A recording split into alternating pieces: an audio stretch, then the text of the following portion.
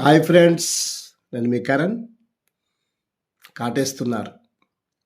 తల్లిదండ్రుల సంరక్షణలో ఉంటూ, ఉపాధ్యాయుల బోధనలో పెరుగుతూ, ఆడుతూ పాడుతూ బాల్యాన్ని దాటేవారు ఆత్మవిశ్వాసంతో ముందుకు వెళ్తూ ఉన్నారు.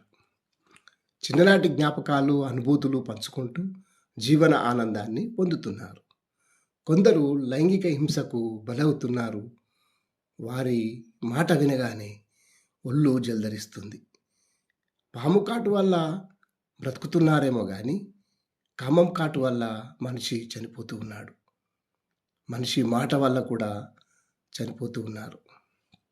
బాలురు, బాలికలు లైంగిక ఆకృత్యాలకు బలవుతూ గురవుతున్నారు. నరక బాధలు అనుభవించిన వారు చెబుతూ ఉంటే చాలా బాధ అనిపిస్తుంది. అమ్మాయిలు తమకు తాముగా ఇష్టపడితే ఏం కాదు, బలవంతంగా లైంగికంగా వేధిస్తే అదొక పెద్ద నరక బాధ. తీవ్ర ఆందోళనకు గురవుతున్నారు. భయంకరమైన అనుభవాలు వారిలో మనుషుల పట్ల నమ్మకాన్ని పోగొడుతుంది. దగ్గరికి రాలేక ఒంటరిగా ఉండటం నేర్చుకుంటున్నారు.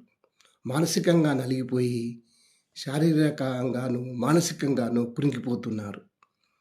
చిన్నతనంలోనే జగుస్పాకరమైన హింసను చవిచూసిన కొందరు పెద్దయ్యాక సమాజంపై విరక్తి చెంది అవాంఛనీయ సంఘటనలు చేస్తూ ఉన్నారు.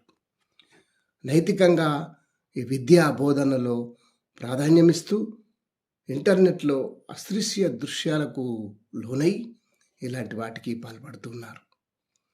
చిన్నపిల్లలకు సెల్ ఫోన్లు ఇవ్వకుండా జాగ్రత్తలు అవసరం. నిత్యం తల్లిదండ్రులు గమనిస్తూ ఉండాలి. ఆరోగ్యకరమైన వాతావరణంలో పెంచాలి. పూర్తిగా అమ్మ నాన్నదే బాధ్యతగా మనం భావించకూడదు. సమాజం కూడా ఆలోచించాలి. బయట కానీ ఇంట్లో కానీ వారిని గమనిస్తూ పెంచాలి. Thank you.